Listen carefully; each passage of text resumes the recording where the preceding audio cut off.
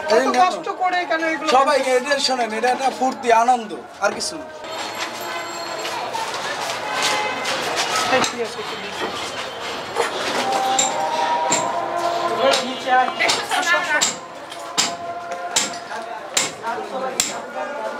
কি করতেছেন ভাই?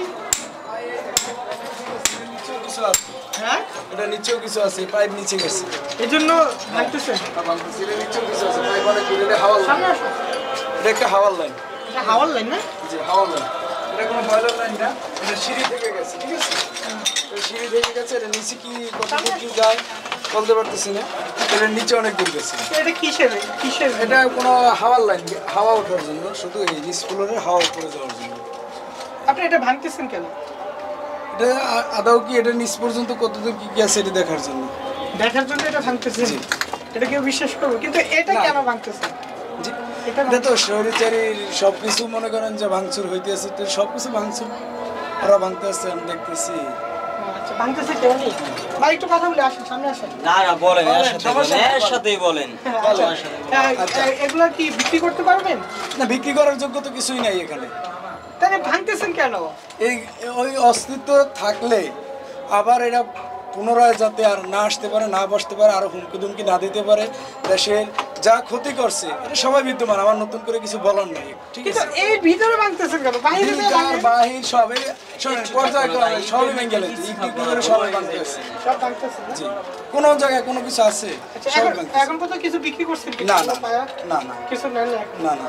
আচ্ছা, এই এত না। কষ্ট করে কেন এগুলো? সবাই এটা শোনেন, এটা একটা ফুর্তি আনন্দ আর কিছু না। আনন্দ। আনন্দ ফুর্তি কেন কেন?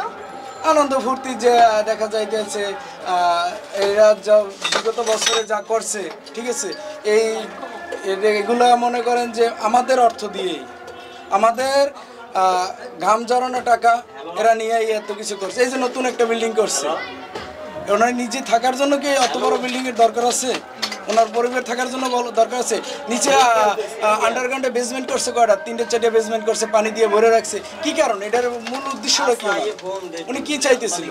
কতগুলা আপনার আয়নাঘর পাওয়া গেছে, ওটা তো একটা আয়নাঘরের মতোই হইতো সম্ভবত। উপরে একটা বেসমেন্ট দিয়ে এমন করে করছে, মনে ভিতরে কিছু আছে বোঝা যায় না, ঠিক আছে? একের পর এক বাইরে। যদি একটু বলতেন কেমন সরকার চান এরপরে? এরপরে আমরা নিরপেক্ষ নির্দলীয় একটা সরকার চাই, আর প্রত্যেক বছর 5 বছর পর পর যেন গভর্নমেন্ট চেঞ্জ হয়। আর আপনার বিশেষ করে ন্যায় বিচারটা সব জায়গায় যেন ন্যায় বিচার প্রতিষ্ঠা হয়, তাহলে এটা সুন্দর চলবে। তাহলে আমরা দেশের সার্বভৌমত্ব ফিরে পাবো।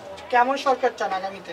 আগামীতে যে সরকারই আসুক, আল্লাহর কাছে এটাই প্রার্থনা করি, যে সরকারই আসুক উনি ওই সরকার যেন ন্যায় বিচার করে, ইনসাফ করে, জাস্ট ইনসাফ করে। মানুষ যারা নিম্ন পর্যায়ে আছে তাদের দিক খেয়াল রাখে, যারা উপর মহলে আছে তাদের দিকেও যাতে খেয়াল রাখে, ঠিক আছে? আর আপনারা যে কষ্ট করতেছেন, এই প্রচার করতেছেন, এটাও জানে জনগণ দেখে, জনগণ যাতে বুঝে যে হ্যাঁ